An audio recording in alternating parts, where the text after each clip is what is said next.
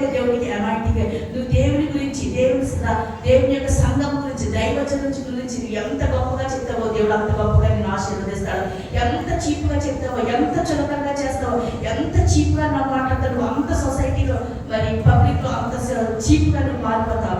కాబట్టి ఇక్కడ దేవుడు ఏమంటున్నాడంటే, నా గురించి ప్రజలు ఏమనుకుంటున్నారు, నా గురించి ఈ యొక్క పరిసర ప్రాంతాల ప్రజలు ఏమనుకుంటున్నారు అంటే, కొంతమంది ఏమన్నారంటే, నువ్వు బాప్తిస్మిచ్చి యోహాను, కొందరు ఏలియావనియు, కొందరు ఇర్మియావనియు, కొందరు ప్రవక్తవనియు చెప్పుకొనుచున్నారు అన్నారంటండి. ఏమన్నారంటే, ఈయన ఇర్మియాత్మ కలిగిన వాడా, యోహానాత్మ కలిగిన వాడా, ఏలియాత్మ కలిగిన వాడా, ప్రవక్తరాత్మ కలిగిన వాడా, ఎవరైనా ఈయన ఎవరో ఒక మనిషి, ఒక ప్రవక్త అని అనుకుంటున్నారు ప్రభు అని చెప్పారట. అయితే పేతురు గారు వైపు చూసి యేసుక్రీస్తు ప్రభు అన్నారట, నువ్వేమని చెప్తున్నావు నన్ను గురించి, నువ్వు